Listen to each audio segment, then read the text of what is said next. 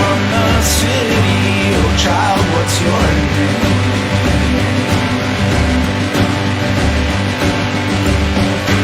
And is it really true that when you look back at the ground,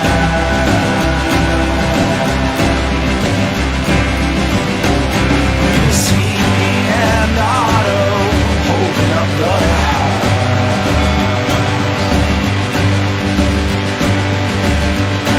I knew I couldn't get that one past you if I tried.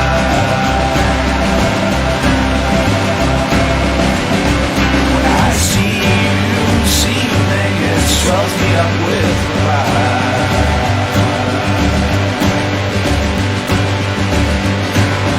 Pillars in the sky,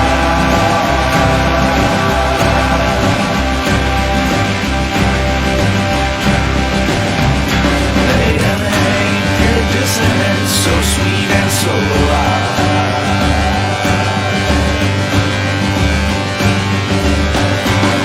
Pillars in the sky,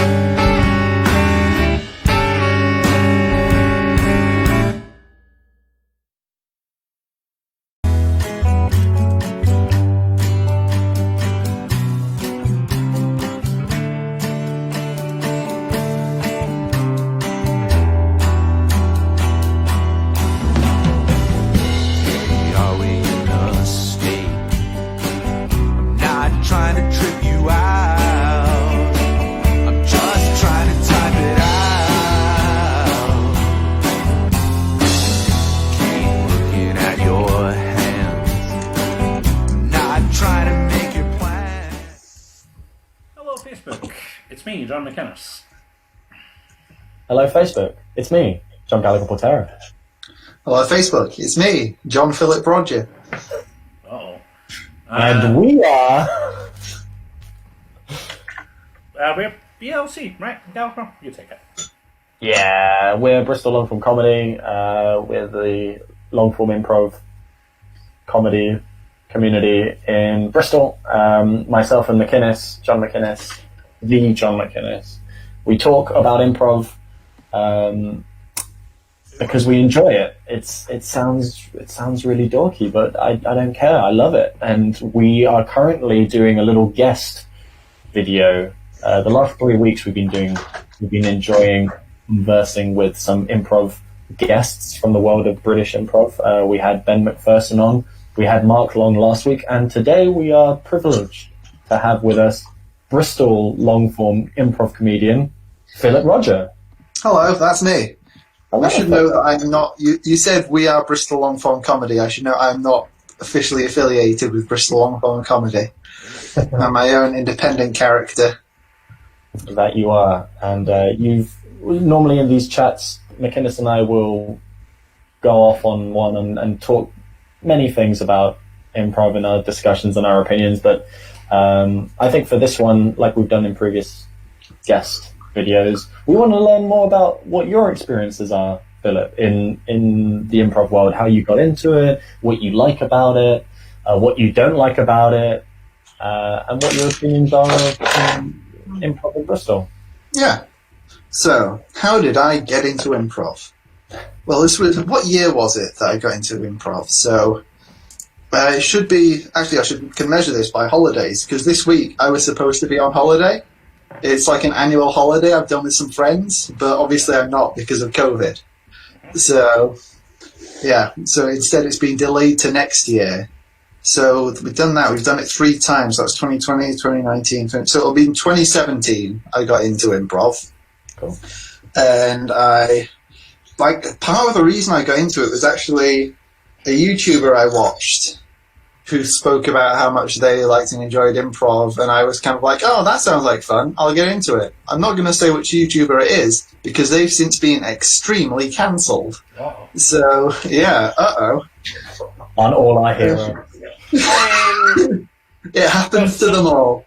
I don't know if this is the stream to have that conversation, but there's definitely something about improv and men being cancelled.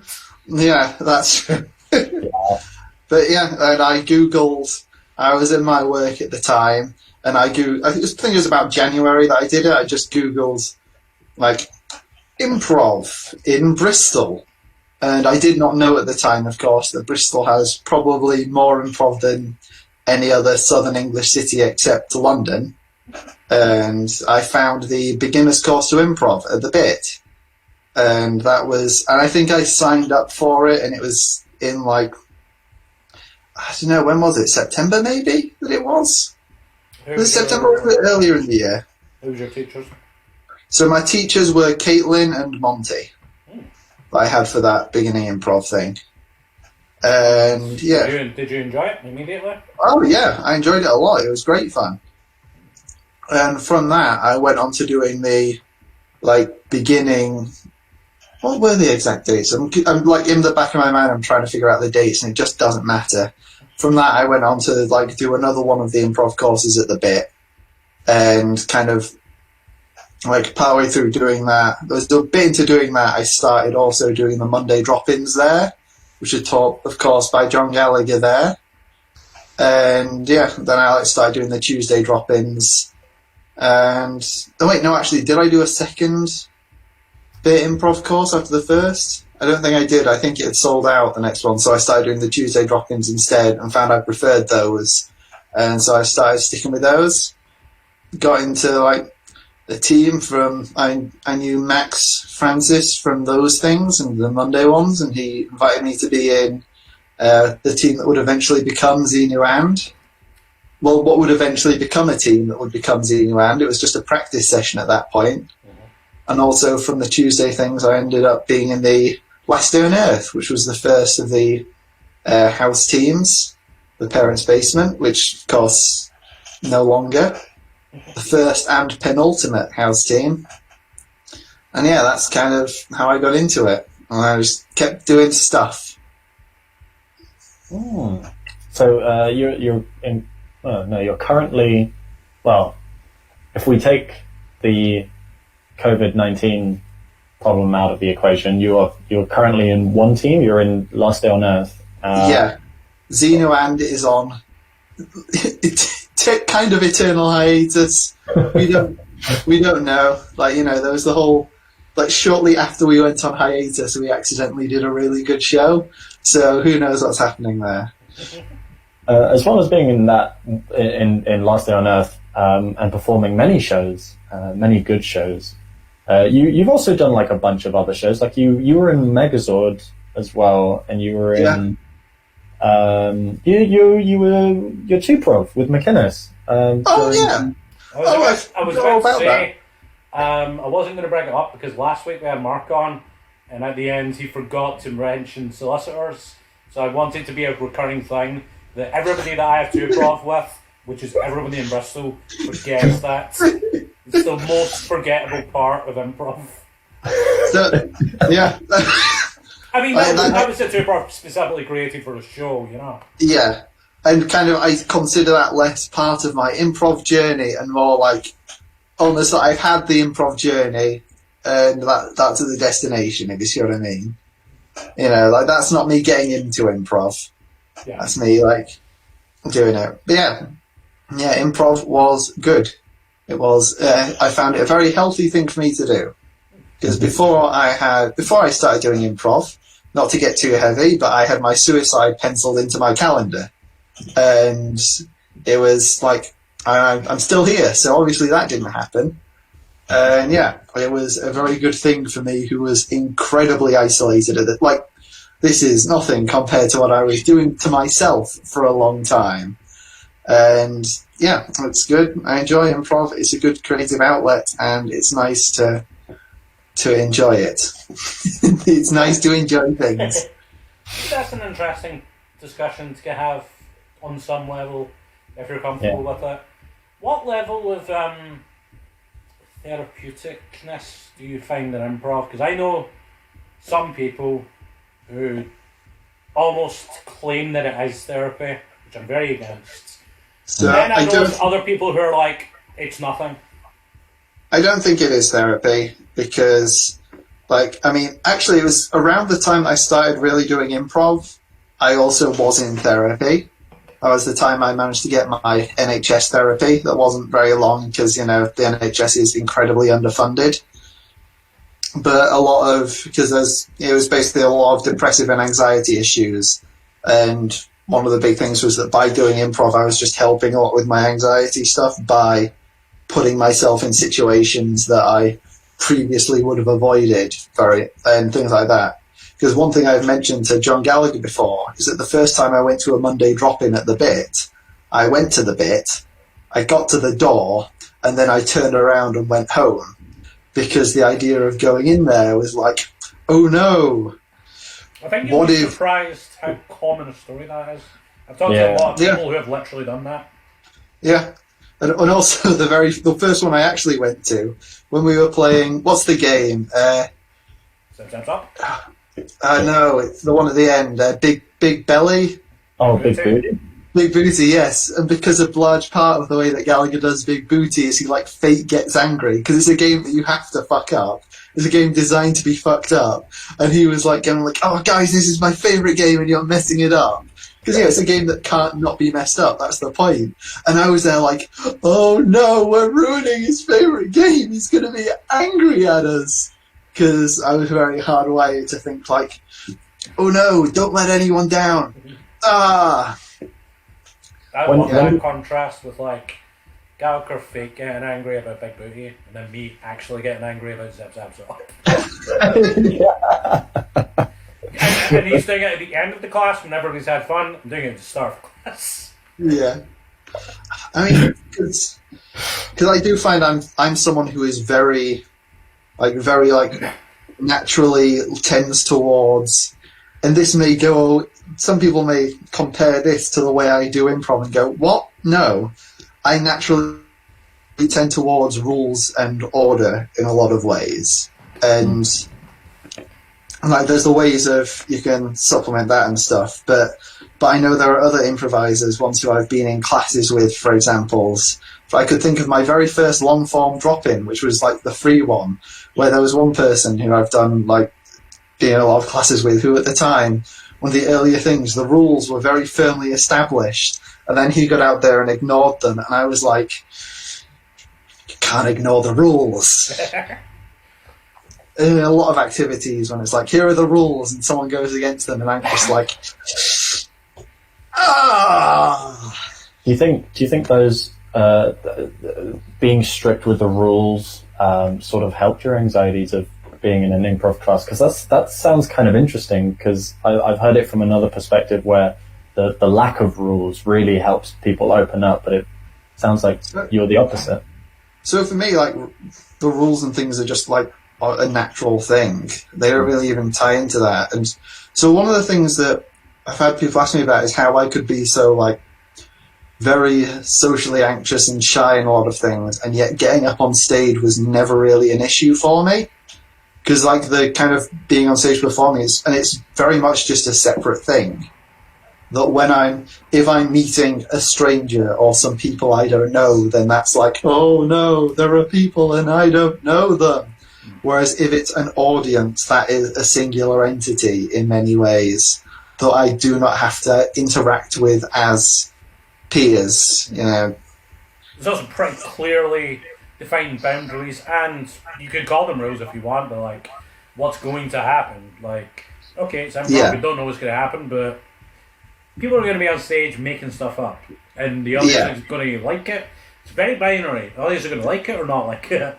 Like, social interactions are a little bit more like fluffy in that sense. There's less like binary to like the interactions. Yeah. But yeah, and I like improv, and one of the reasons that I like the long form more was that there were more rules in many ways. There was more building towards a definite product. Feels like the wrong term, but it's close enough. Mm-hmm. Like definite rules towards a certain thing, and I like long form forms such as the Herald. I love the long form structure of the Heralds. We've had many discussions on this show about the Herald and its wonderful qualities. Some people hate it, and I think that's fine. Like, they're allowed to hate it. I love it. Yeah. I mean, it's hearts. It's for sure hearts. But I love it. What was the first format you ever learnt, Philip, when doing long form? Oh, so what was it? It might have been the Armando. Oh yeah. Of course, that makes sense. Yeah. Yeah, because there was one time where I was asked to be on the house team for a parent's basement, and I do an Armando for that. And because one thing I found, this goes back to my like anxiety and requirement for following the rules, was because you used to do the Harold Wednesdays classes, which I never went to, and a large part of the reason for that was because you said on all the Facebook events you should have some experience of the Herald before coming to one of these classes. And I did not have experience of the Herald, so I was like, well, I cannot sign up for this class. And so in that way, I did not learn to do the Herald until it was with the team that would become Xenu And, taught by John Gallagher there. I think a large part of that was just trying to get people to do the intro to Herald class before doing that, rather than like take time out of that class to go over stuff that would have been in that. But where was the intro to Harold's class? There was a couple. We only did them like every 6 months or so. I think the first time you did an intro to Harold class, I had already started being with Last Day on Earth. Okay. So, and then we had rehearsals on Wednesdays. Okay.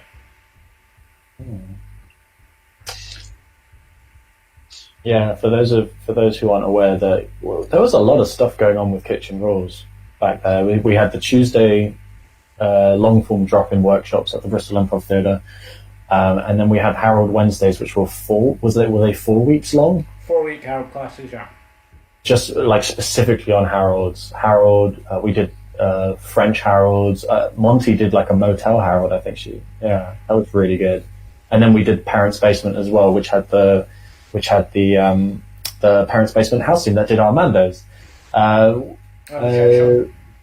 the shit show as well on Thursdays. We did a lot of shit. We did a lot of stuff. It's quite tiring. Yeah. Oh yeah. So going from starting with a discovering improv workshop. That's, I wouldn't say narrative, but it was like it's like a nice way of starting and doing it from a discovering point of view. How was that transition I think we asked Mark the same question. How was that transition from doing that style of improv to Longform? You mentioned it a little bit, how there were more rules, but did you find it easier or a little harder? So I found that it's like discovering I'd say wasn't really a narrative thing. It was much more just like games, introductions. I think the point of discovering really is just get comfortable doing things in front of people, which was pretty much exactly what I needed at the time. And like, yes, I'm in agreement. That's like a big part of that course. The question for Mark was specifically because he had done like, did you do like any up shows? Mark had done like a lot of up shows. I had not. The question was about his transition from up shows to doing more long form. I had auditioned to up shows and not got in. So I, in fact, never got into an up show. I've never been in an up show. And nowadays I'm just kind of like, I don't want to lose my Sundays to being in an up show, so I don't really audition anymore. But yeah, I never got into an up show.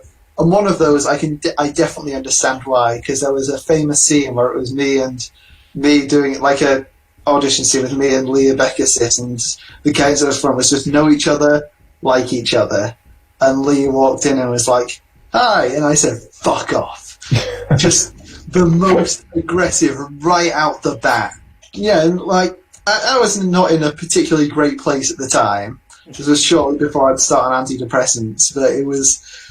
I think part of it was because he established we were in a coffee place and I was the employee there, and I was like trying to get chummy with the staff. Fuck off. No, get out of here. And then there was a point where, because of where the scene went, he pulled a gun on me, and I said, "Put that down." Just hold the gun. Just like, you're not going to use that gun. Put that down. So unsurprisingly, I didn't get into that show. So going into the Tuesday workshops, what was that like for you? It was like, I liked, because it was it more or less? I don't know. So it's a pointless point to make. It was either more, less, or the same number of people. But it was kind of, the things felt more focused, because I think largely because it wasn't a multi-week course. So there was more need to be like, we're doing this today. You know, and it was, and I felt that we were getting more kind of, I don't know, more time just to like, I think that it was kind of more rules, but less structured in some ways. So we weren't as much going from this set series of activities as much, but the activity we were doing. Games, usually? Yeah. More like open scenes with a restriction of some kind, usually. Yeah, that's definitely like a difference that I've observed between like some of the bet or workshops. It is, because I ran a Monday workshop at one point, and I just had people doing scenes the entire time. I thought that was like a fun kind of thing to do. It is very different to usual. Yeah, and that was a lot of what I meant. You got it bang on. And it was good. And also because along with all that, there was going to see shows. That was like, now I was actually doing things on some nights, going out to things and getting to know various people through that. And there was definitely quite a while where I was still like, everyone who'd been doing improv longer than me, I was like, oh, they're the scary people who've been doing it longer. Like going to this almost high school attitude in my head where I'm imposing cliques going, they're the cool kids. And now I know that's not true at all. No one's the cool kids in improv. Yeah, apart from me. But that's what, that's a very, very that is every improv community, I think. It feels like a high school type thing. If specifically because of stuff like teams and auditions, like it could feel like, oh, I'm not getting on this team. Like maybe they just don't like me, rather than just like, this team is looking for a specific kind of player to go with these people, or like the requirements for whatever this practice group are don't fit with other people. Yeah. And also everybody who does improv, uniformly all of them come from like a background of like not having a good time at high school, so they just replay it in the context of improv. I can try it again, but this time I win. I've never met anybody in an improv workshop who was like, this guy was the coolest dude at high school. That's really true. Except for you, McInnes, of course. Apart from me, but I'm just saying an example. Mm-hmm. Phil, we talked a lot about anxieties in improv. Is there any piece of advice that you heard or you read or you saw that really helped with that? Because that's a really common thing, people getting really worried when they go into a class or they're about to do their first show and they get really nervous. I emphasize that a lot, like when I'm starting stuff, like Yeah. just coming to the class is like the hard part, really. Like just standing in a room with people, like everything after that, I think is kind of, it's not easy, but it's like, at least you've done like 2 scenes, that's most of the work out of the way. Yeah. I think like it wasn't even given as a piece of advice, but it like worked as one. And this is from so this was after one of the Longform things, where afterwards someone who'd been teaching, Hatsune Miku, the Japanese idol, came up to me and said, "Yo, you did really good out there today." And I said, I don't think I did. And they said, just quite almost fed up, like, just take a fucking compliment. And I very much after that was like, yeah, I will do that. And so nowadays, just whenever someone does say good show, I'm always just like, oh, thank you, yeah. Even if I'm like, I didn't do good, I just accept it as a face value compliment and take it and move on with it. Because if I go, no, I didn't, that doesn't make me happier, and it doesn't make the other person happier. So, yeah, like, just actually accept compliments when someone tells you you did good. And, I think, for being actually in improv, like, one of the semi-recurring pieces of feedback I've gotten and given myself and needed to just hammer into myself so much is that I'm allowed to have fun on stage. Yeah, that's a tough one. I mean, you're saying that, and I'm remembering one of your first scenes that you initiated in the house team, and you came out as like an octopus. That was good. But so it's been a thing where like I go through these waves almost, where I reach a point and then I just sink and I start sucking at improv because I'm not having fun with it. And I like do a bad show and be like, oh, this means I have to have even less fun. And I just have to like have like a sign on the board somewhere that says, no, have fun, that's how you do good improv. Because I get like in the repeating cycle where I'm like, oh, something went wrong, I have to follow the rules, and the rules say I must support the other person's things and not do fun. And there's no rule that says I'm not allowed to have fun, but I wrote that rule myself, and then I say, look at that rule, and I just like stop having fun, and that's not good improv. That's a really good point, because it's never, it's not like you have a moment where you're finally good with everything. It goes in waves, doesn't it? It goes up and down. Yeah. You could be 7 years into performing loads of shows and loads of teaching, and you'll have that rut. You'll have like a 2-week or 3-week rut or something. Yeah. This is a question for both of you, actually. When you're having that rut, what gets you? What's something that you've noticed that gets you out of it? Is there anything at all? Is there, like for example, with me, one thing that I always try and do is I try and be kinder to myself, like you mentioned, Philip. Just like you're allowed to have fun. I try and get that into my brain because sometimes I'm way too harsh on myself. But another thing that I do is I try and watch improv. I try and watch a good show. I go back to watching like a show on YouTube, or I'll just watch any type of comedy and just try and laugh again and enjoy it, you know? Yeah. I think like it literally is just that reminding myself to have fun. Like, because the worst rut I ever had, which was quite a good few months, like that ended when I was like, oh wait, what the fuck am I doing? I'm allowed to have fun, because I had just gotten so in my head and being like, and it was this kind of thing where I was like, I can't suggest anything. I have to let the other person suggest everything and then just accept it. And I can only do very grounded moves, and I still wasn't quite doing that, and they just ended up weird.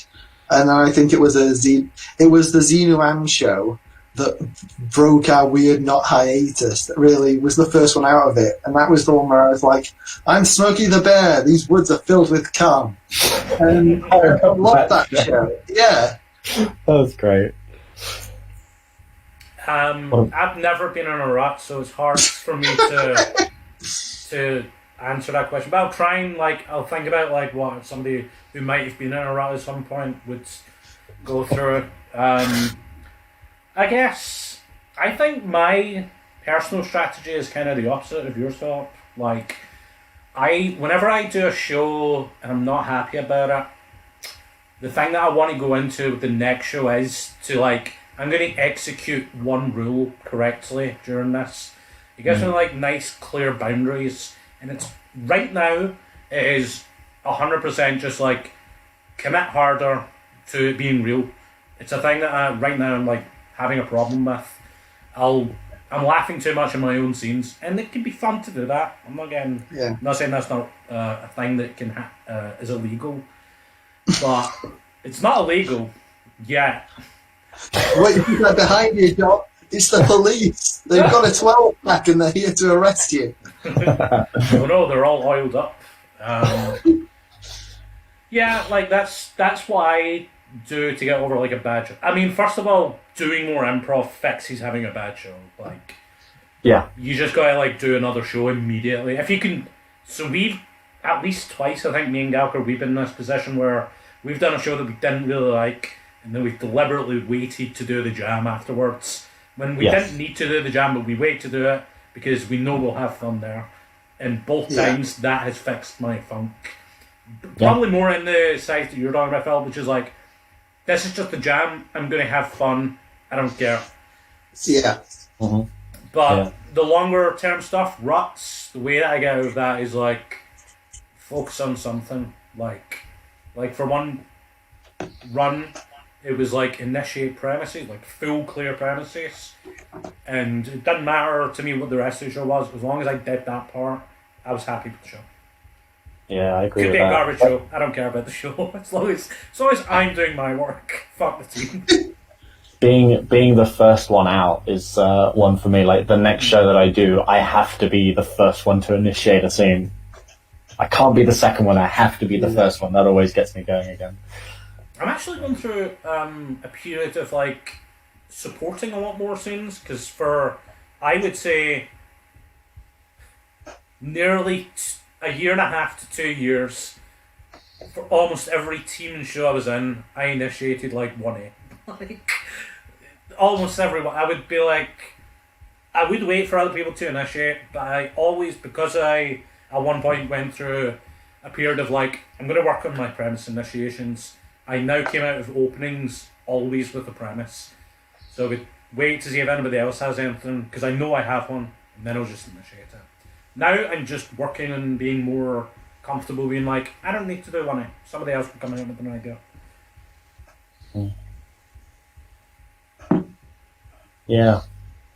Yeah, that supporting role. It helps as well in jams. We were talking about this before, McInnes. My mindset's completely different in jams. What's yours, Philip?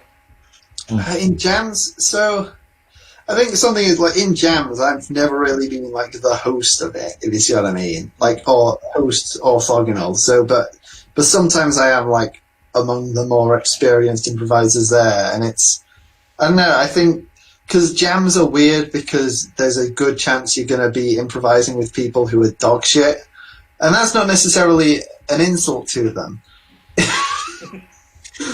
But like, In some way, it could be a compliment. like, it's just to people who don't know the rules. And, you know, like I said, that's something that I'm kind of like, they don't know these rules. And yeah, having to deal with that. And there is that aspect of giving up control, which I can appreciate in those. But also sometimes when I'm like, because sometimes you're just trying so hard to help someone and they're just like a coffee cup. I think it's That's a really, gift. it's really you need to be good at improv, whatever that means to you. You need to be good at improv to be able to have fun without relying on your scene partner's input.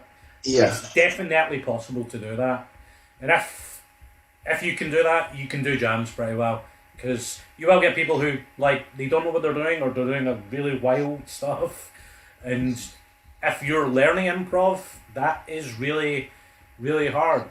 Like, a lot of people's early experience of improv is being like, this would have been a great scene if my scene partner had done this. Yeah. But Once you get to a point where you feel like you're good enough, you can do a scene with like kind of anybody, and just almost it doesn't matter what they're doing. It'll be better if your contributions kind of use it, but you can live with it. oh yeah, I've definitely found that I've become a lot more capable of doing like if I am with the person who's like, yeah, and then like kind of I'm like giving more to fill that, like leading into more stuff. And you know, some would say like almost overpowering, but sometimes that has to be done if the other person needs dragging through it. And equally, if they're just doing the wild thing, you can be like, whoa, slow down, Turbo. I'm a normal person in this situation.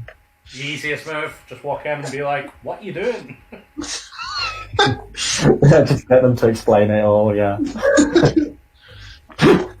I do find sometimes I've done a jam, and if I'm with somebody who's inexperienced, I do feel a little bit bad because I'm basically, it's my way of supporting, but I do talk a lot, and it does feel like I'm steamrolling.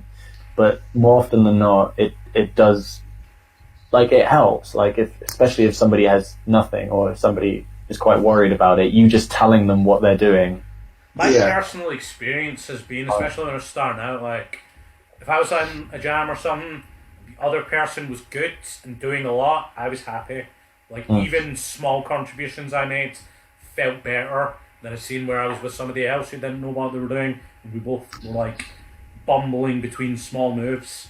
I've been in the opposite of this scenario, and it was one of the scenes I hated the most in my life, where I was doing a scene with somebody who was a great improviser at a jam, and they were waiting for me to make contributions. I couldn't because I was too new, and it felt awful.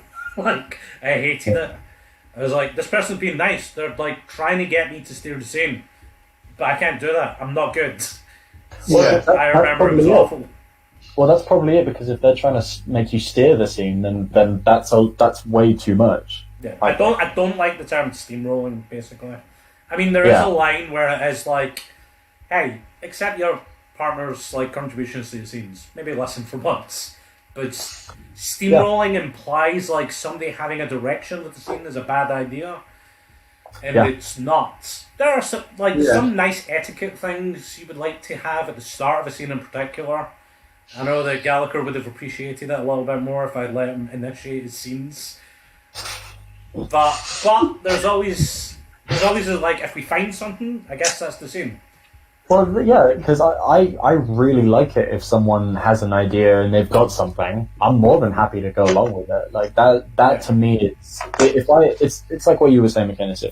If I'm not talking that much, I feel the scene goes a lot better.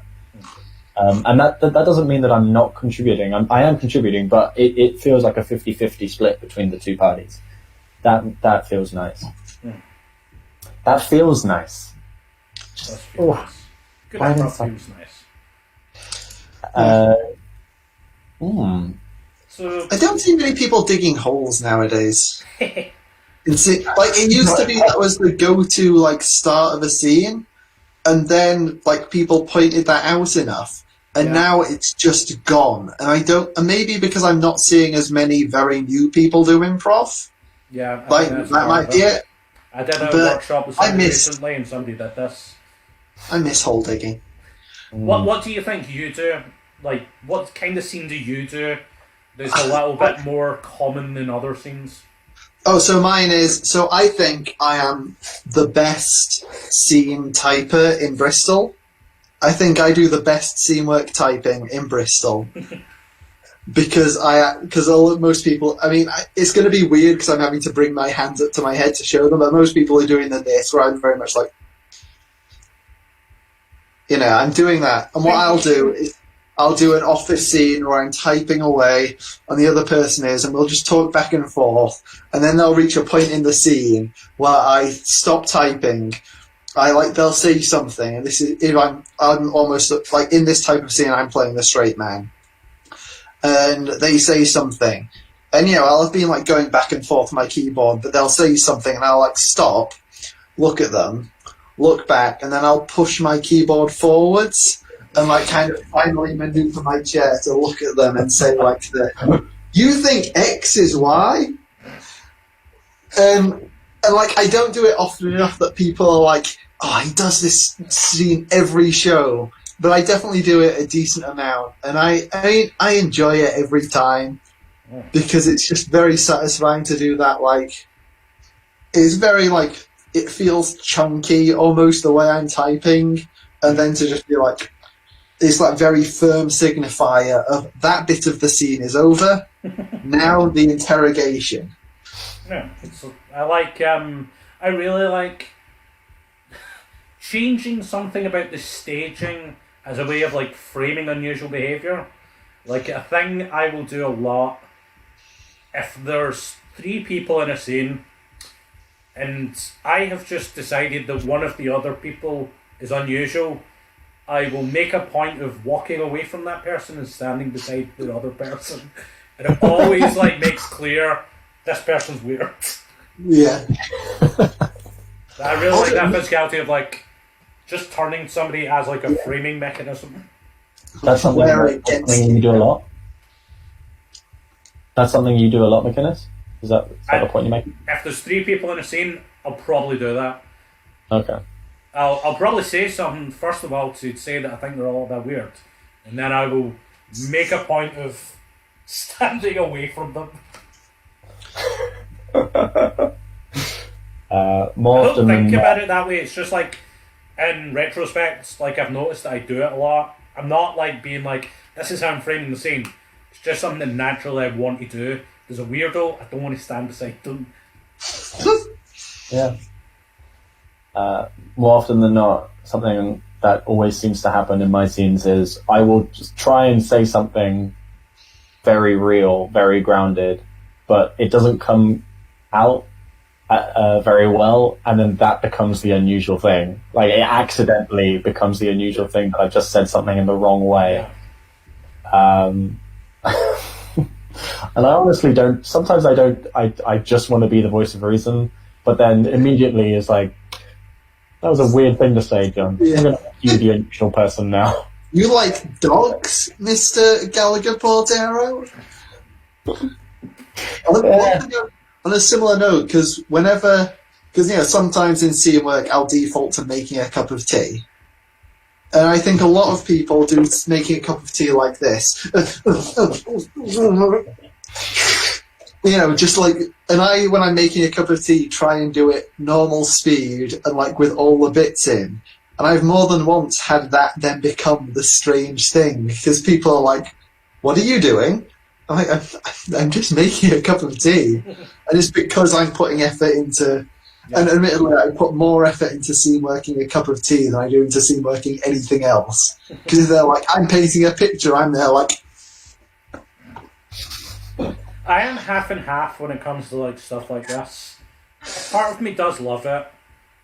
Another part of me is like, it feels a little bit panicky. Like, if nobody's object work is like perfect, So if somebody calls me out on something, I'm like, yep, I'll just make that the game. Or if I say something dumb, I'll make that. And I'll probably have a fun scene. But I am half and half where I'm like, okay. Sometimes even in scenes I'll say that, you know, maybe instead of like saying, I'm here to pick up my dog, I'll say, I'm here to pick up... My wife. Yeah, let's say that I said that. I'm here to pick up my wife. I mean, almost that would be impossible to avoid. That isn't going to fit to the example that I would do in real life. I'll maybe just say like Duke, like I'll pronounce it weird because I'm dumb. And then they'll be like, Duke? Do you call Duke? Somebody's trying to frame it real clear, like, oh, you think dogs are called Dukes? Sometimes they'll be like, no, I just misspoke. Like, there's nothing there. I'm not going to have fun. Let's just like be a person picking up a dog for a second. Just like calm down. Yeah. Not a game, because it's just like, what else do you call Doug? Yeah. I found this. I found this with you, McInnes, is that sometimes I will try my best to like frame something, and then all I get from you is shut up, or like you push it aside. And like I get it, because sometimes I will. Do you ever sometimes just get bored of doing like playing by the rules? That's sometimes somebody. That's Do you ever just want to tag move. The tag move that I do with you, Gallagher. So if the tags go over 4 and you're in the scene, again, this isn't something I pre-decide, but I've noticed I do it a lot. If there's more than 4 tags, in my mind I'm like, this is what we're doing, we should be finishing. So then tag in, and I'll set up a very clear, so let's say it's a guy who is scared of Italian food, a premise. And people are putting you in like, in Italy, they're putting you at Pizza Hut or whatever. I'll walk in, I'll be like, perfect. Okay, Mr. Gallagher. Welcome to the restaurant. What can I get for you? I'll just not set anything up. Well, so I get bored. Sometimes I get bored of it. Like if there's a tag run and it's the same thing over and over again. And I've done way too many scenes like it before. Sometimes I will just go left field. Sometimes I'll just do a curveball and see where it goes. Or we had one of my favourite scenes I've ever done that came out of that. Which one? You'll remember it. It was at the Hodgeprof. Oh, where it was I can't remember exactly what the game was before, but it was something to do with like ghosts. There was lots of ghost stuff. And then I tagged in, and then I was just like your girlfriend, and we had like a bitter fight. And it was very grounded and nice. Like you were almost like trying to get me to like do some ghost shit. I was like, no, like we're just having an argument here. We had that for like 2 minutes. Yeah. And then I was like, don't make me call like Ghostbusters. You were the ghost, basically. Yeah, I remember that scene because I remember going in with the idea of playing this tag, and then you played it so real, and then I loved it. I thought, oh, okay, we'll just go back to being really grounded, like this really grounded couple. And then you brought out the Ghostbusters in the end because we did enough of it. There was no way out of the scene. Yeah. Oh, that's great. I like subverting tags after a while, especially if it's somebody like you who I know is playing the game. You know what the move is, so I'm going to have more fun. I'm going to find ways for us to have fun that isn't just repeating a pattern. Yeah, I love that. That's a good question for both of you, actually. When did it stop being about the rules and more about just having fun with your mate? Because I feel like that is a nice, that's a nice transition forward for me. I've had that a lot, and like, especially in some like team rehearsals. I had that a lot with Xenu, and like quite a few times where, particularly me and Max would just be like, and we're Draclias now. And everyone else would be like, no! Just scrabbling to stop her. There was one scene in particular that just sticks with me where we reached like the 3rd beat and we stopped. And neither of us said, that's our show. And no one in the back line did. And so, like, I think I had been playing a Dracula at the time, which was pretty common. And then Max turned to me and said, like, well, let's go to my planet now. And we like, just jumped off and like and then we were like 13 years later, and then we landed on the planet. It was like, oh, very nice. And he was like, I've had a lasagna cooking. And we just so completely abandoned anything to do with any concept of the rules or anything. And it's just, a lot of those times were so fun, or when we'd just be like, the creature from the Black Lagoon is here, Mr. President. And I just love those stupid initiations. I think the only important rules really are like the really like basic ones. Like, you should be listening. You should like accept stuff. Like, a lot of other stuff you can live without, you know, especially like structural stuff. But I don't really like. I know some people who put it this way, which is like, they learn the rules and then they like break. Once you know the rules, you can break it. But I don't like that conception, because I am always trying to like follow what I think helps the scene, and having fun is one of those things, and that is always something that helps me when I and the rest of the team I'm with are overthinking, and that 100% of the time is when the show isn't going well. Like, when the show isn't going well, the only parachute that works is like, just have fun, like, just abandon the idea this is going to be a good show, and like make it something that you guys can have fun doing, and that is the only thing that I think really fixes a show in any sense. Yeah. I think that a lot of the times when people say, like, when you get good at it, you learn when to break the rules. In reality, it's that when you get good at it, you understand the rules better, and you realise that what you thought was a one-sentence rule is actually a 60-page book. It's a bit like understanding the difference between like learning something by rote and like learning the intention of something.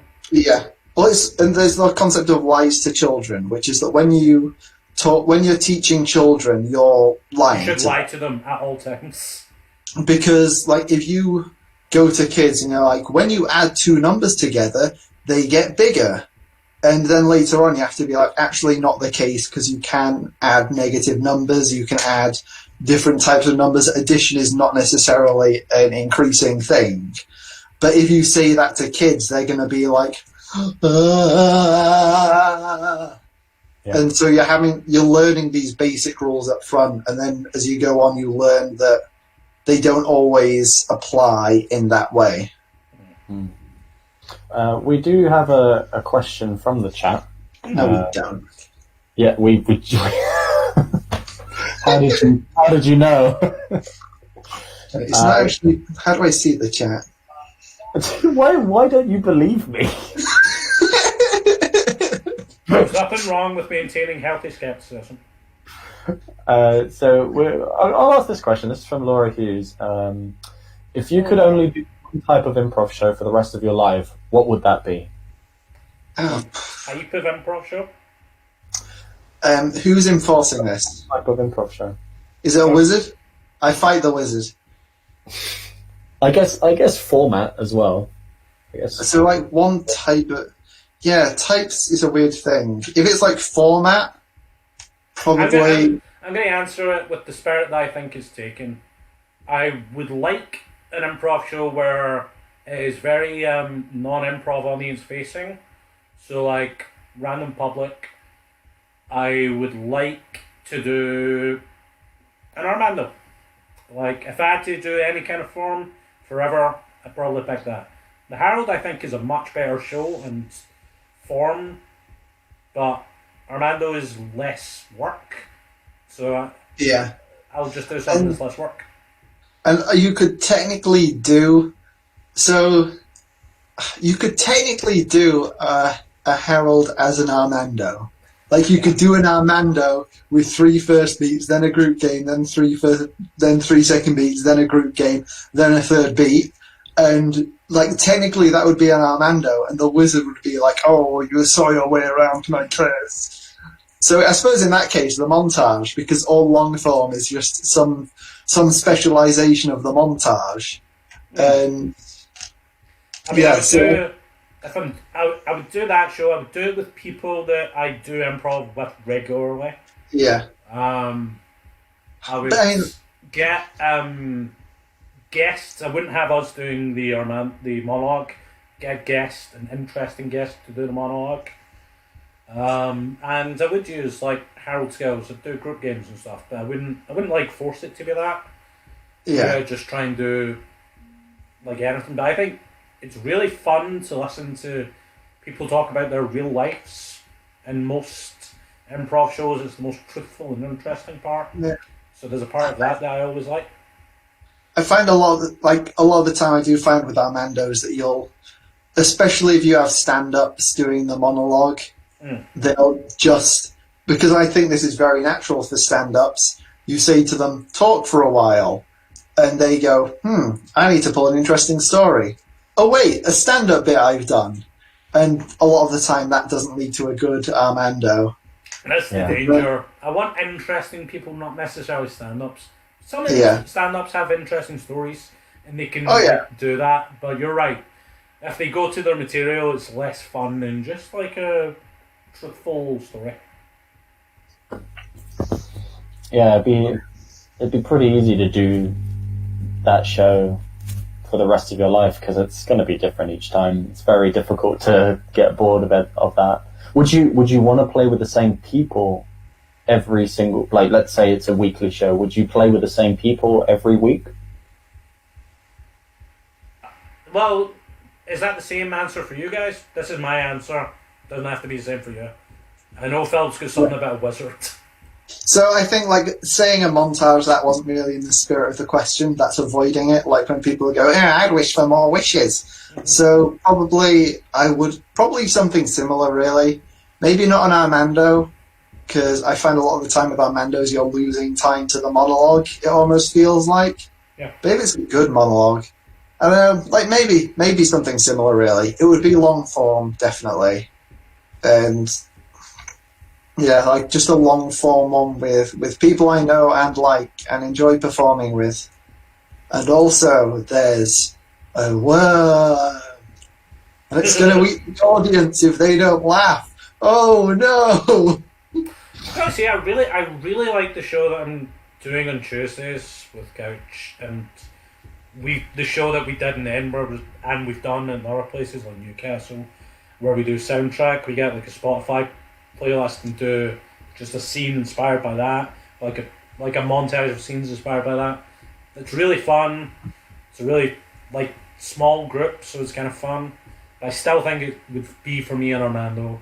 And to answer your question, Gallagher, even though you haven't answered your part of this question, I would want like a core of 3 to 5 people that are there every week, and then like 3 more people that I don't know, who are good, and I like playing with them. But like just like a core, and then like people rotating in and out, because it's always fun to have like do scenes with people you don't know a lot about.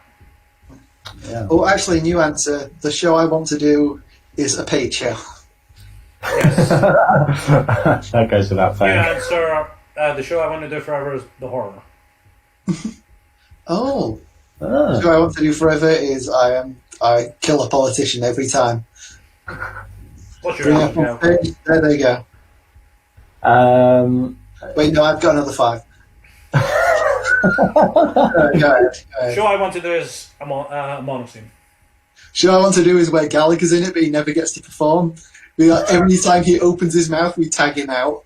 The show I want to do is something that happened once at a rehearsal, which is where Theo tried to do scene painting, and somebody was like, "Who's that man over there saying stuff?" What happened in that scene? Did it become a group game? Everybody just like laughed for like minutes. It was a mono scene. I think you were there. Oh, was it a modesty? You came out to like scene paint mold on the wall. I was like, Oh, why no. are you describing mold on a wall? I'd like to sit in that kind of show for a very long time. Oh, Right now, Gallagher, go ahead. I'd The like show to- I want to do is one time in a rehearsal where I'd I like was to in be the body and I literally Never called speak so ever long. again. I want to be in the audience the entire time. No, I'm interested in your answer, Gallagher. I think like So the a. show I wanted to...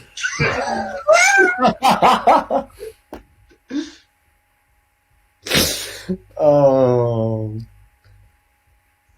Okay, I've muted me. There's and another Philip. question. I'm muting me and Philip. I do want to hear your answer. Wait, we actually knew. I'm scared of saying anything. A show. Probably. The show you want to do is the improv drink off where Tom Bloom threw up on stage. Oh my god, I would not want to do an improv drink off of just drinking. No, I wouldn't want to do that. You guys have good answers. Armando Montage, like, those are some pretty good ones. They're pretty easy ones that you could just have loads of fun in. A show that I really desperately want to do that I haven't done before is do a what's it called? A detour. I really want to do a detour. Yeah, I remember you were talking I think about that. So this is a that's form a- where like you do a scene and then like you keep repeating the scene, but the characters are making slightly different choices in each repeat of the scene. Yeah. You repeat a scene maybe like 2 or 3 times, and then from that you find tiny detours from lines of dialogue that are said. So you basically just do the same scene word for word, or you try and do it word for word, but obviously that's going to be difficult. So you find certain little paths, like I guess different dimensions and time. I guess you find little mistakes in your second. Or you make little different choices. Like an example that was given to me by Brian Jack was like, you do a scene where like you pick a Pepsi out of a fridge, and then like when you repeat it, you choose like a different drink of some kind. And that just determines the rest of the scene for some reason. Yeah, exactly. I saw one at the Free Association in London, and it was really, really good. And I've always wanted to do it. So I'll probably want to do that. That just seems like a lot of fun with the right people. One show that I'll probably do again is Macronauts. I'll do that with Tom Bloom, just because he was a really fun. Just because it would piss Philip off. He did Macronauts. It was a fun. I enjoyed it, man. It was like a fun little premise, and it goes with the people. That's why I sort of asked that question, because the people that you perform with really goes a long way for me. Not so much the format; it's more the people that I enjoy working with or I enjoy performing with. The reason that improv isn't taken seriously as an art form is the Macronauts. Hey, cage match champions, baby, undefeated. Remember, was it the summer competition where you lost and then got a buy-in? Yeah, we did the summer tournament, and we were up against a team that I think they bailed, and so we performed. So like a team of all female performers decided to take that spot, and Macronauts were just booed. We were booed, and obviously the female team, they rightly won. They were like way better, but because they were just a team that they just made up right there on the spot. They didn't want to continue going, so it felt like we cheated. It felt like not only did we cheated against an all-female team, which is rare in improv, but we did it with a bad show. And so the next time we did the show, we were just destroyed. Everybody hated it. Everybody booed us, ironically, which is pretty funny. But it was a fun show. What was Philip? What's been your favorite show that you've performed in? Fourth scene. Yeah. Both. Answer both. Yeah. Oh, that's a question. Let me see. My favourite show. Ah, man. Oh boy. No show. Pardon? Could be that Xeno show. You know, I've heard Wait, you which talk one? about it before, even outside the context of this. Wait, which one? The Xeno show at the Cage Match. The one that you Oh. guys came back from. Oh, that one. That one was I- a lot of fun. Would that be my favourite? It might be. I don't know. Maybe that one, or maybe one where I found an egg. And I think that the last day on Earth show after we weren't the house team anymore, the one where we headlined Parents' Basement, I loved that one. Mm-hmm. That one was really good. Also, I remember I can't remember any specifics about it, but I remember that I really liked our last one as a house team. Mhm. And what else? what would I say is like one of my favourite scenes I've ever done? Oh, I don't know. Oh, the one that was the one where this is from. It's a two-prov, but I cannot remember who it was with. It's at the bit as part of the Scratch Pad show they did. And I did a two-prov there. And in our first thing, there was one scene where it was me and the other guy just said, "Dance for me." And I said, "Oh, okay." Just had just a while of me just dancing away. That was actually a really good show. Our first one of those. Yeah, the first one was really good. What was the context of saying that again? Because I can't remember it. I was the babysitter, and the mysterious other person was Classic the babysitter. move. Classic John playing a little shit kid. Who? Me, it was me. No. John McInnes. I really liked the third beat of that show at the end, in the moment where you were calling back. You were calling back, and you were like, "Who am I, Elton John?" And then I misspoke in a way that made it sound like you were. It was like, "Yeah." That was a very funny moment. I didn't mean to make you Elton John, but just the way I'd said it, the audience reacted like I intended it. I was like, "Yeah, sure, that's funny." I love that scene because it was just playing Elton John as this absolute weirdo, and just doing when I was like, "Oh, Beans, I don't know what move to do next," and I was like, "Candle in the Wind" was not about a candle. And you kicked me out of the taxi, and then I did a slow salute to you as you drove away. I remember. That was a very fun. That was a fun show to watch. I was on the. How come you didn't come to the next one then, Gallagher? Yeah. I was teaching. Teaching, eh? It's convenient. Were you teaching these nuts? Where are you teaching these nuts? At your mother's house. We don't know enough about COVID for you to make that joke right now. Yeah. We don't know enough about your jokes to make a joke about that, McInnes. I saw that on Twitter. I didn't get it.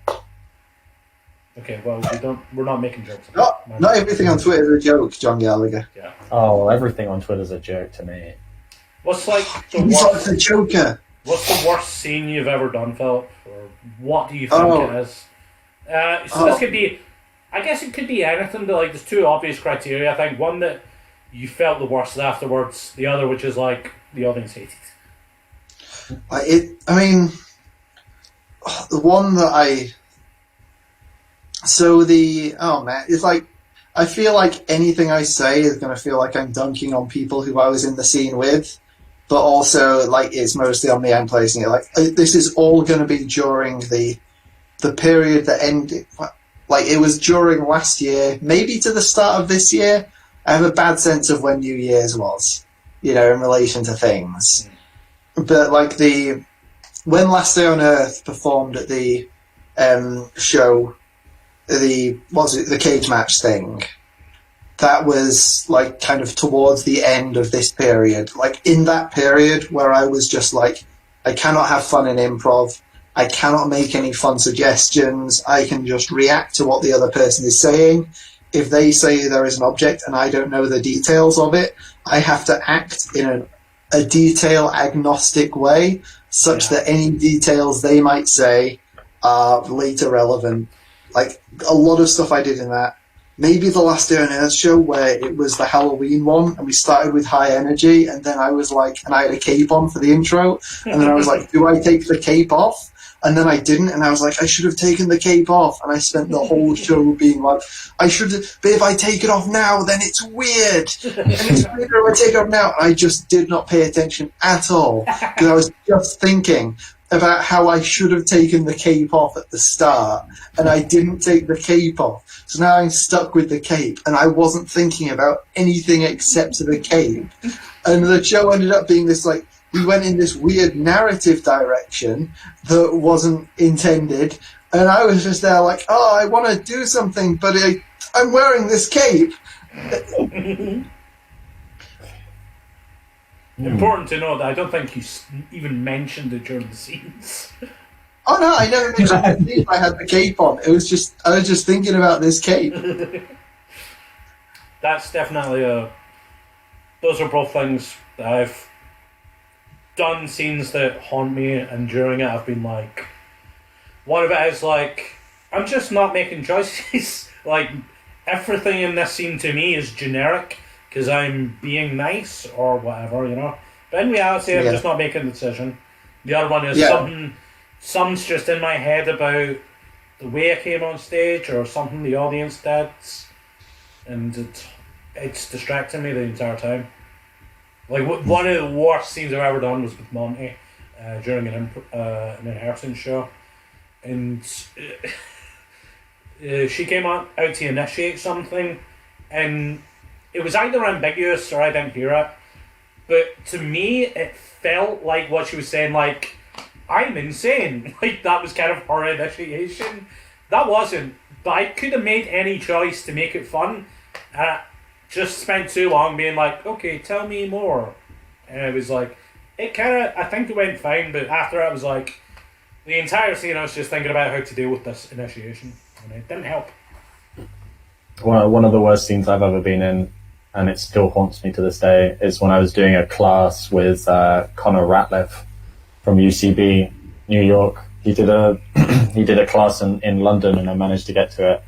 And he was talking about, like, just a clear idea. Just have a clear premise idea, or have like an idea and just yes and it. And I did a scene with somebody who, she was really great. She was really, really, really good, and she does loads of shows in London. But my initiation, we got like the word, it's like flowers or something, and my initiation was like, that's pretty nice. Just like nothing. Just nothing at all. I acknowledge you said that. Right, and it was like a scene. It was like a long scene, a really long scene as well. Where I can remember it was the like, scene. It was the other person was trying to break up with you or something. No, I think we were brother and sister. I think we're like family members, and we were looking at our father's.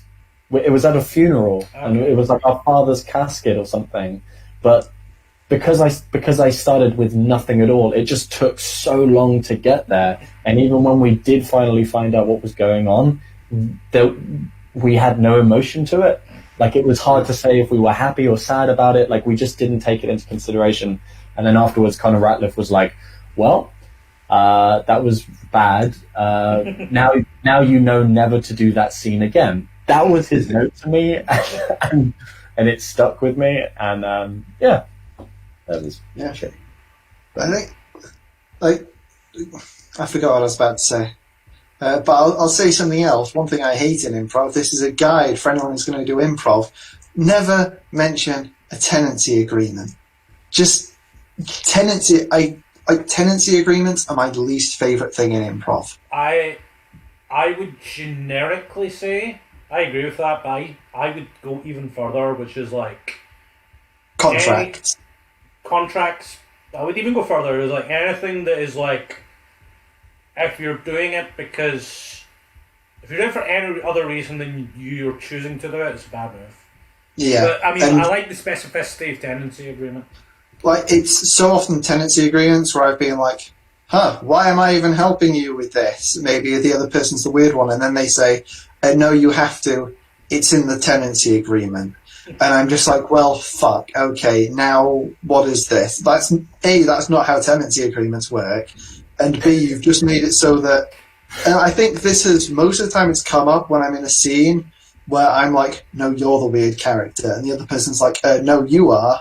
And here's a tenancy agreement. Wait. Hang on. How many tenancy agreement scenes have you been? I've 3. never had one. I've been in 3 tenancy agreement scenes. What? Yeah. That sounds like the most boring thing. And it's a much more common version. ways we are roommates and something weird is happening and maybe like, and I'm like, wait, why am I helping set your broken leg? We should go to the hospital. And then they'll be like, no, the tenancy agreement says you have to do it. And I'm like, well, fuck, okay, we could have had a reason. Oh, wait, we're back out, okay. We could have had a reason why the tenancy agreement happened, but, there could be, like, a reason why we signed this, or a reason why, like, I'm a doting mother, like, I'm here to care for you, and instead it's like, no, tenancy agreement. A much more common version of this that I've seen is like, that's how this business works. Like, that's how I run this shop. That's how the fast foods. Well, that's what McDonald's says we got to do. Yeah, or somewhere it's specifically, that's what you told me to do. That's the worst variation of it I've seen. That's where someone's like, tough. You made me agree to do this, and the person's like, because, I mean, that's a hard denial of the other person being confused, Yeah. If the other person says, why are you doing this? And then you say, it was your... Oh, it's gone down. It's back up. I think John's internet is having some fluctuations that may come through on the watcher end. It's fine. It's just like dropping every now and then. I've been watching the stream and it kind of goes away and comes back. Yeah. Well, that being said, I think we should leave it there. Unless you've got another question, McInnes? Maybe I just want some resolution on, like, patternizing what Philip suggested there, maybe for yourself and myself, which is like, I'll characterize that as like, what's like a bugbear for Philip? Like, what's something that you don't like, Gallagher? If it happens in a scene, what's something you don't like your scene partner doing? Something that I don't like. Okay, you want to be a great improviser, you want to accept everything. I feel like we've had this discussion before, but I like it. What's something that if a scene partner did it for you, you'd be like, I'd rather you didn't do this? I mean, I could give one answer for you, but I'm not sure if you'd like me to. Go on. I mean, I know you don't like when people repeatedly label you as a paedophile in scenes. Oh my god. Which has happened more than once to you. Too many times. Yeah, the tenancy agreement says you've got to be a pedophile.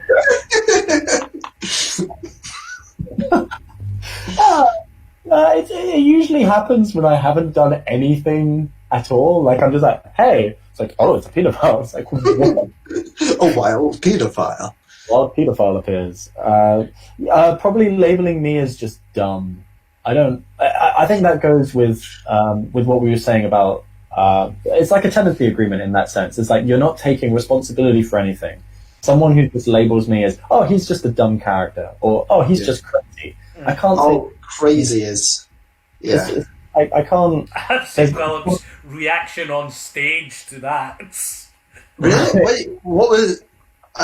when was that? I can't remember what the specific was. I remember it was either somebody else or somebody labelled it for you, but then you were like, oh, I guess I'm crazy.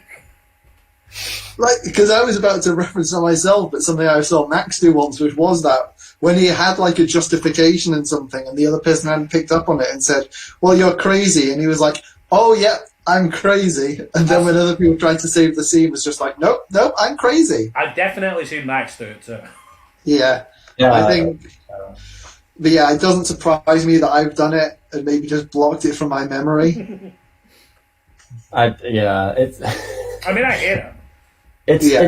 It's like I sort of give up. Like, I just, like, somebody does that and I give up entirely, and I just don't really I just like accept it as a fact, but then be like, but that's not why I'm doing this.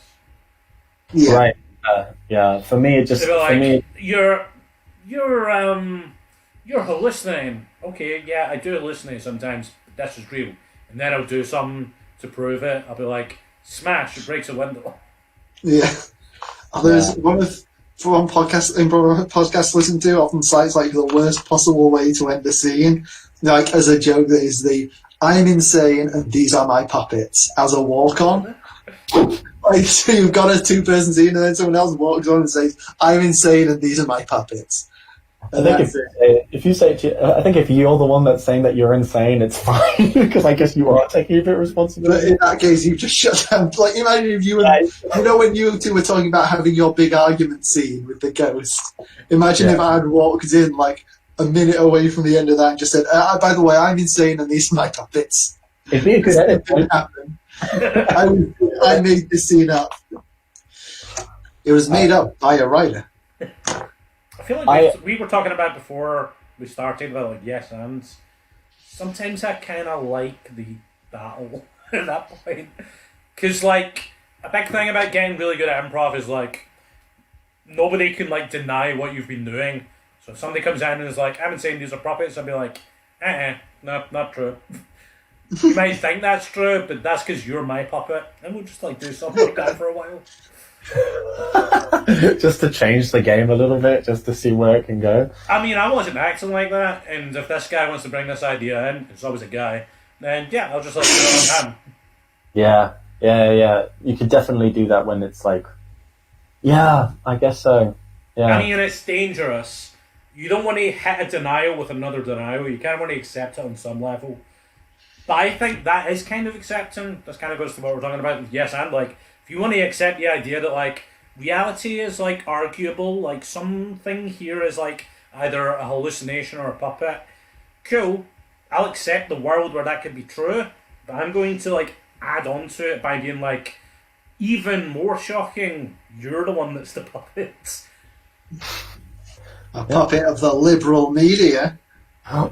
The biased BBC, the BBBC. I think the thing is, the BBC is biased, just not against those people. Yeah. The opinions of Philip and John are not subsequent to... Yes, they are. They represent Bristol Longform comedy. BLC endorses Keir Starmer.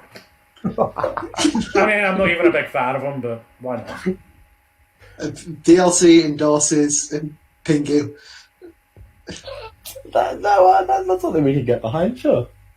I think the thing in my mind, actually, a real downside of me as a player is, especially early on, I was judgmental, too judgmental. So, oh yeah, it's a real bad habit. But a thing that probably sticks with me just a little bit is like when people choose to be like yours was like when people make you dumb. Mine's like when people choose to be kind of stupider than they are. Like I mean, me and Mark Long talked about this last week, how it would come out in our practices quite frequently. But like, there's a scene that's etched into my mind. I think you were in it, Philip. In fact, It wasn't you. It wasn't you. You were in a scene with somebody, and I think you were like, you were there on your first day. I think was it you? It was kind of like a first day scene. And it was in a zoo or a safari. The other person was like, I don't know what that is. I was incandescent with rage. I was like, I think I remember that. You know what it is. Like, I mean, is there people in the world who don't know what a safari or a zoo is? Sure. But I know this person for fact knows that. So just like a line. Just like believe it, just pretend you're at a zoo, we're all making stuff up, so make up that part. When people are dumber than they are in real life, that really gets to me a little bit. Yeah. I'd say that's like a little annoying, I guess, but I think you can get around that. Because then you can... He's denying your gripe, he's denying your gripe. You can sort of that's just my opinion of it. Like if somebody did that to me, if someone said, "Oh, I'm a dum-dum, I'm an idiot," I can play around that. I could be like, "Oh, okay, we could just," I could sort of take control of the scene a little bit and maybe you like to manipulate people stupid about it, right? The scene isn't doomed at all. It's just It's No. a real gripe when I'm like, well, the scene just isn't. It's going to be like you being scared. Like, as an actor, you're scared. And Yeah. you have to just go with whatever you go with. Because you, for one line, couldn't know what a zoo is. Yeah, I agree. It's annoying. I just think that being labeled as the crazy guy is more. It brings out the worst habits in my approach, because I'm going to start asking questions they do not know. I'm going to be like, how do you not know what this is? And then I'm going to propose stuff that like isn't really a game. Like, were you raised in a basement like the film The Room? Not the comedy one, but the not comedy one. Like, I'm just going to do stuff like that because I'm trying to like understand what the reality is. Yeah, yeah. But I've immediately made this person like a victim of trauma, and I'm taking them to a zoo, and I've been explaining what a zoo is. That could be quite funny, actually. I mean, there's ways of doing it. It's just the thing that it gets to me. Yeah. There's some things that are reasonable that people couldn't know, you know. I know I make film references and I don't expect people to get it, and I'll deal with that. But if it's just like, hey, welcome to university, I don't know what that is. Like, I am checked out of the scene almost. Yeah. Did you answer that question, Philip? What was your sort of pet peeve? No, This was like sprung out of what Philip was talking about at one point, which was like With the tenancy agreement. Oh, of course, yeah. My bad. Yeah, especially when it's reduced to like an unaccessible thing, like a concept like a mental health condition or a contract that we don't have. And I remember this is another one that I wasn't even in, where I was told about this later, that a certain person did a scene at a shit show where they like referenced a tenancy agreement and then went to their bag to get a tenancy agreement out, as if that made it a good move to be like, I have a tenancy agreement in person. It's real Like, life. yeah, this is real now, but I know it's still a bad move. You just show that you've pre-planned a bad move now. Again, that would cause me as a scene partner to just go and like do all of my worst habits, which is like I would immediately like, so you just do whatever like a contract says. Yeah. Then you'll be labeling, right? You'll just be start. I mean, I guess I'm labeling. I'm not happy. It's not really. Yeah. Guys, I think we're going to leave it there. I think that's a really nice. No, we're going to keep going. No, Phil, I want to please. talk about eggs. I'm happy to go as long as either of you want to go. I typically buy eggs in a 30-pack, but I keep like 5 6-pack boxes. Immediately. So I can. I'm not. I buy eggs in I go to the grocers near me, sells like the big trays. I don't know what an egg is. Piece of shit! I'll rip you in half. You can't. My tenancy agreement says I have to live. I'll tear you apart with my bare hands. I've got big hands. I borrowed them from an emperor. Buddy, I don't know what a hand is. What's on the end of your arm? What is that on your arm? I don't know. What is an arm? You piece of shit. Oh, Hey guys, don't do any of this at home. You'll get hurt and you'll get bullied. Yeah, we're experienced improvisers, so we can safely do this. But at home, don't try it. Don't try it at home. Phil, do you want to plug anything? Because this is going on the Bristol Longform Comedy YouTube channel. Is the other one not? Oh no, I guess the other one I'll try and put Well, I'm on. going to plug it again. Hi, I'm Philip Rodger. I don't actually have John in my name, like I said at the start. That was a joke, because these two both have John in their name. So, you can find me on Twitter at Philip Rodger MF. 1 L in Philip, RODGER. I can also be found, you can go to my website, which is philip.cool. 1 L in Philip, 1 L in cool, which has nothing on it except for the blog posts for The Gar Files, a podcast I do with John McInnes, which was about Garfield, but season 2 will not be. We also do Late Night with The Gar Files, Thursday evenings at 2 a.m. And that's so tomorrow evening at 2 a.m. And you can find that on twitch.tv/The Gar Files. I also do a podcast, Big Cow, which is a nice, fun podcast about that big cow find that online at Big Cow. Just search in Big Cow Podcast. You'll get it. And then also, I live in Clifton. You can sometimes find me around there. I haven't spoken to people in real life that much recently, and I'd quite like to try that again. I miss seeing people. Also, I've got a lovely bunch of McInnes, anything to plug? Go to my Twitter. It's funny. LYE bots. I mean, I spend like 8 hours a day tweeting, and it's all goals.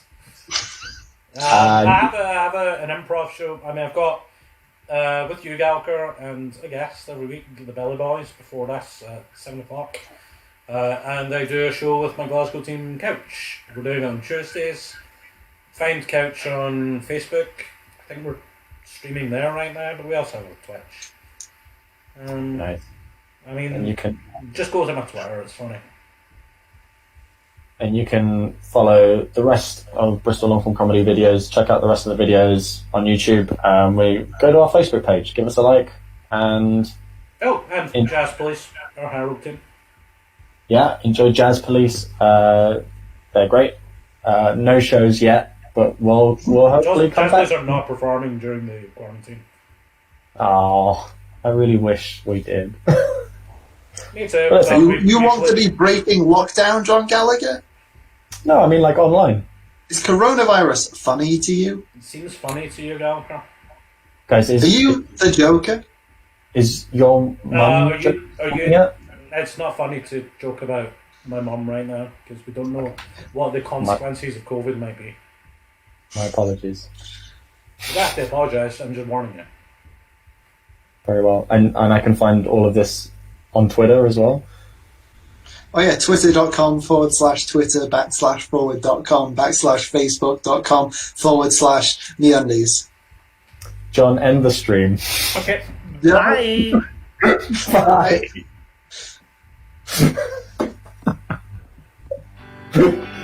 Before we can...